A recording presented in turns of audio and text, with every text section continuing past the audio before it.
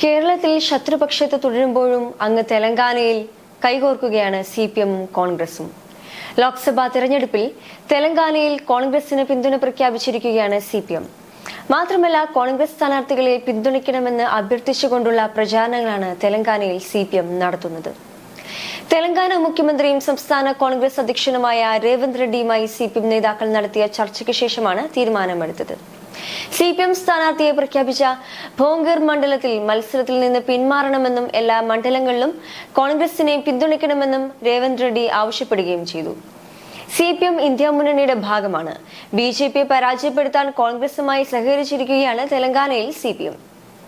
തെലങ്കാനയിൽ ആകെ 17 ലോക്സഭാ സീറ്റുകളാണുള്ളത്. 2019 തെരഞ്ഞെടുപ്പിൽ കോൺഗ്രസിന് 3 സീറ്റുകൾ നേടിയപ്പോൾ ഭരണകക്ഷിയായ BRS 9 സീറ്റുകൾ നേടി. സംസ്ഥാന ചരിത്രത്തിൽ ആദ്യമായി 19.65% വോട്ടുകൾ നേടിയ BJP 4 സീറ്റുകൾ നേടാനും സാധിച്ചു. സിപിഎം തനിച്ച് മത്സരിച്ചെങ്കിലും വോട്ട് വിഹിതം 1% കടത്താൻ സാധിക്കാത്തതിനാൽ സിപിഎമ്മിന് ഒരു ചലനവും സൃഷ്ടിക്കാൻ സാധിച്ചില്ല. ആകെ 82,191 വോട്ടുകൾ മാത്രമായിരുന്നു സിപിഎമ്മിന് നേടാൻ സാധിച്ചത്. ഇത്തവണത്തെ ലോക്സഭാ തെരഞ്ഞെടുപ്പിൽ സംസ്ഥാനത്ത് കോൺഗ്രസ് വലിയ പ്രതീക്ഷയിലാണ്. കഴിഞ്ഞ വർഷം നടന്ന നിയമസഭാ തെരഞ്ഞെടുപ്പിൽ വൻ ഭൂരിപക്ഷത്തോടെ പാർട്ടിക്ക് അധികാരത്തിലെത്താൻ കഴിഞ്ഞതാണ് കോൺഗ്രസിന്റെ പ്രതീക്ഷകളെ വർദ്ധിപ്പിക്കുന്നത്. മറുവശത്ത് BJP ആകട്ടെ കർണാടക കഴിഞ്ഞാൽ ദക്ഷിണേന്ത്യയിൽ ഏറ്റവും കൂടുതൽ സീറ്റ് പ്രതീക്ഷിക്കുന്ന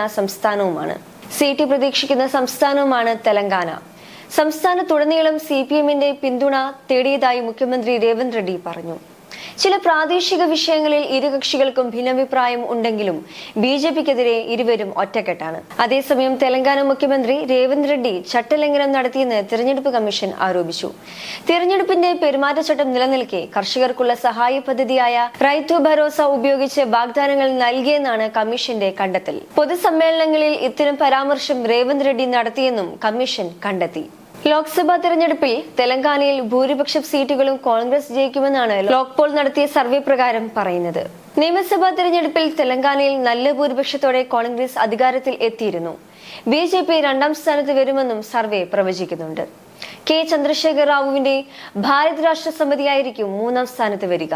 2014 ആന്ധ്ര വിഭജനത്തോടെ തകർന്നടിഞ്ഞ കോൺഗ്രസിനെ തെലങ്കാനയിൽ അധികാരത്തിൽ തിരിച്ചെത്തിച്ചത് രേവന്ത് റെഡ്ഡിയാണ്. ലോക്സഭാ തെരഞ്ഞെടുപ്പിലും രേവന്തിലാണ് കോൺഗ്രസിന്റെ പ്രതീക്ഷ.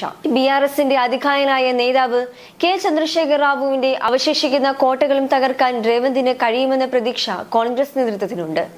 ദക്ഷിണേന്ത്യയിൽ BJP ഏറ്റവും കൂടുതൽ പ്രതീക്ഷ പുലർത്തുന്ന സംസ്ഥാനമാണ് തെലങ്കാന എന്നത് ശക്തമായ ത്രികോണ മത്സരത്തിന് വഴിയൊരുക്കുന്നു. 9 വർഷത്തോളം കോൺഗ്രസിന് പുതുജീവൻ നൽകി തെലങ്കാനയിൽ പാർട്ടിയെ അധികാരത്തിൽ തിരിച്ചെത്തിച്ചത് രേവന്ത് റെഡ്ഡി എന്ന RR ആണ്. രേവന്ത് റെഡ്ഡി സംഘപരിവാറിലും തെലുഗുദേശം പാർട്ടിയിലും പ്രവർത്തിച്ച ശേഷമാണ് കോൺഗ്രസിലെത്തിയത്. കർണാടകയിലും തെലങ്കാനയിലും നടപ്പാക്കിയ ജനക്ഷേമ പദ്ധതികളിലാണ് കോൺഗ്രസിന്റെ പ്രതീക്ഷ. ഇതേ മാതൃകയിലുള്ള വാഗ്ദാനങ്ങളാണ് കോൺഗ്രസ് ലോക്സഭാ തെരഞ്ഞെടുപ്പിലും മുന്നോട്ട് വയ്ക്കുന്നത്. തെലങ്കാന നിയമസഭാ തെരഞ്ഞെടുപ്പിൽ കോൺഗ്രസ് വാഗ്ദാനം ചെയ്ത 6 ഗ്യാരണ്ടികളിൽ 4 നടപ്പാക്കി. ഇതിനായി സർക്കാർ 53,196 കോടി രൂപയാണ് നീക്കിവെച്ചത്.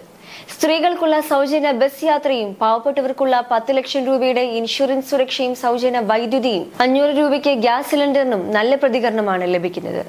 2019 തെരഞ്ഞെടുപ്പിൽ സംസ്ഥാനത്തെ 17 സീറ്റിൽ BJP 4 സീറ്റ് നേടിയിരുന്നു. കോൺഗ്രസിന് ലഭിച്ചത് 3 സീറ്റാണ്. വരുന്ന തെരഞ്ഞെടുപ്പിൽ 12 സീറ്റ് എന്ന ലക്ഷ്യവുമായാണ് BJP കരുനീക്കം നടത്തുന്നത്.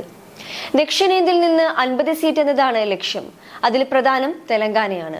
കോൺഗ്രസും CPM കൈകോർക്കുമ്പോൾ കോൺഗ്രസിനത് പുത്തൻ ഉണർവാണ്.